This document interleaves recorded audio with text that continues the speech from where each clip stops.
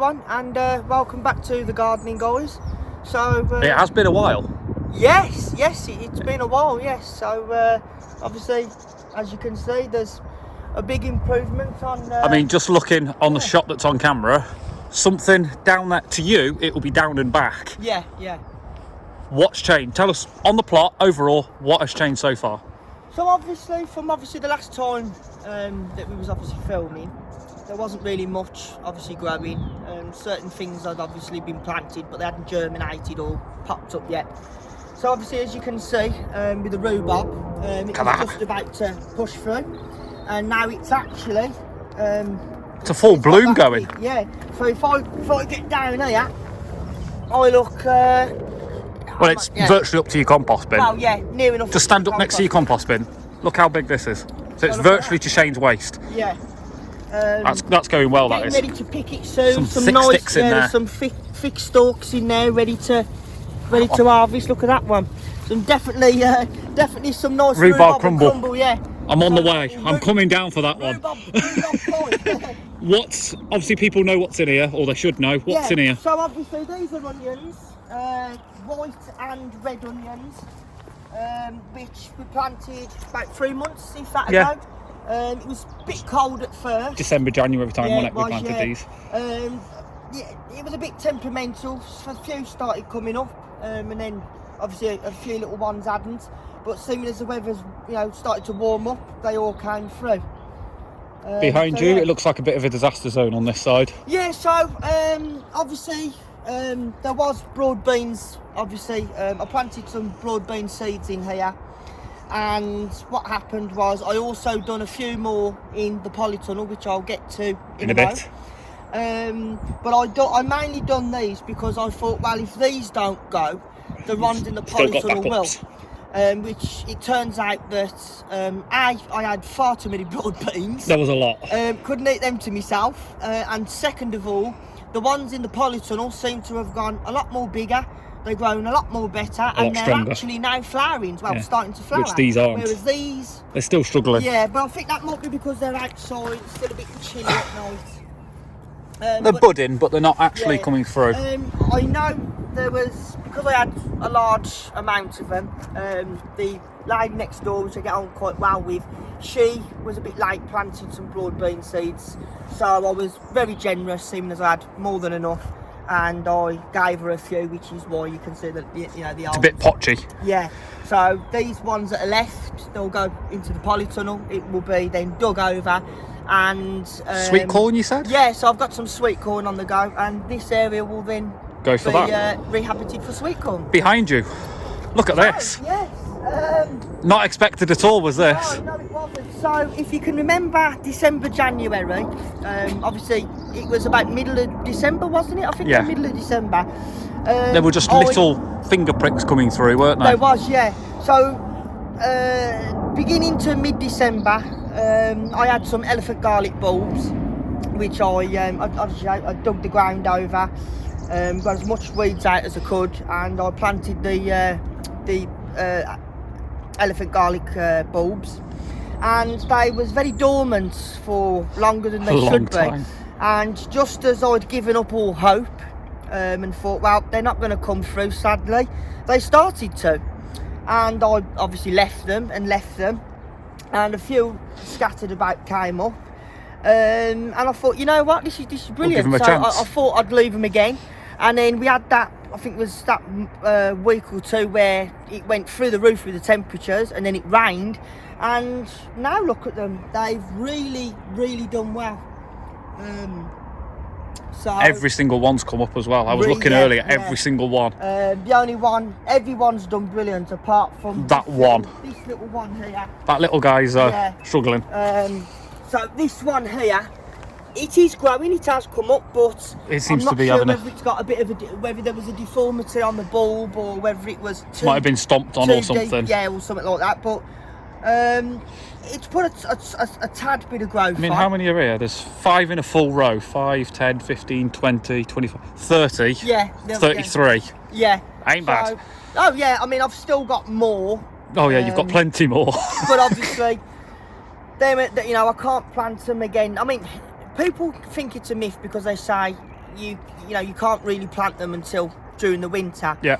You can plant them in the summer. It's not that they won't grow; they will grow. The reason why they say don't plant them until winter is because if you plant them in the winter, yes, it might take a bit longer for them to germinate, but they don't bolt. So if you planted them in summer instead of winter, what will happen is instead of being like this, where it's got good vigorous growth, but the bulb forms underneath, the leaves are not as good as they should be. It will get a stem which will be about that big with a bulb on the end, and that's how you know that it goes to flower. There is ways of getting around that, whereas you just come along and nip the tops off. The tops off, which will encourage then all the energy that the plant's obviously been used to put into the flower, and it will go back into the bulb and expand the bulb, and that's obviously what you want. So a bit of maintenance also. The grass does need cutting. Yes. Actually, to be quite honest, I did cut it about a week ago. It's not been too bad, to be fair. The grass hasn't. We won't turn around and see my plot because you won't say that. But you've got stuff here as well now, haven't you? Yes, in these raised beds. Yeah, well, some of them. I'll start all of them. I think you've got all of them. Every one of them, yeah. So obviously, I do have to apologise for the weeds. So I've got to get round to the weeds. So I will just cover it. Okay. We haven't been down here as much as we should have. No, we've had a few things here and there going on, and obviously I've had your computer. Yes. For a long time. Yes. So that's put Shane on a hold. Yeah. You've got that back now. So hopefully Shane's back to normal. Yeah. I've had stuff going on. Yeah. I'm in the process of moving again. True. Another move. And the other person he's doing his own thing at the minute. Yeah, so parsnips in this one. I have covered this one. I think, was this the one that you first planted? Yeah, I have covered this one. This one, obviously these are parsnips. They are growing. Oh yeah. So these ones here with the little leaves. Almost like clover leaves. Yeah. Anybody who's ever grown before, you know the telltale signs of. You'll be able to identify what a parsnip is and what a weed is. So these parsnips were actually sown in early February, and all I did, same as all of them in here, is I just done a line with a simple stick, scattered some seeds. I used a full pack, maybe pack and a half, because parsnip seeds tend to be quite lazy with germination. Yeah. They don't always germinate, so I normally put a pack and a half, and obviously, it gives you a better germination success. But as you can see, they've all come up. I'm just going to throw a disclaimer in there. If you can hear the tingling of cans, it's not that we're getting musical. It's just that Shane's decided to put cans on top of the runner bean rack and they're rattling. Yeah, I'll get to that though. Yeah, that's another different. So what's in this one? Spinach? Number 2. Yeah, so yet again, I do apologise. I must apologise for all the beds. There's a lot of maintenance to be done. Yeah, so obviously there's spinach coming up in these ones as well. In between see the lines. Yeah. You can see the lines as compost. I've got to get the weeds line out. there. Yeah. There's one coming through there. Yeah. Another line. So there's three lines you've got going on in there. I've done 3 lines again, same as I did with the parsnips, because not only the vegetables, but the leaves do get quite large. So by obviously putting them in like that, it just gives them a bit bit more extra room space between the rows. Yeah. You've got weed central in this front one. Yeah. So this one's the main big one, but obviously beetroot. Because of the weather, I've got to obviously. I've got to get into it as soon as I can. But this one is there is beetroot in here somewhere. Beetroot. Yeah, okay. You can see sort of see a line. Where is it?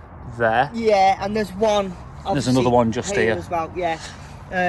But they are all germinating. So. And then this one's probably the most well maintained. Yeah. So obviously this one's carrots, which have just started to come through. As you can see, there's a few little tiny. Oh yeah, they're tiny little hairlines. Yeah.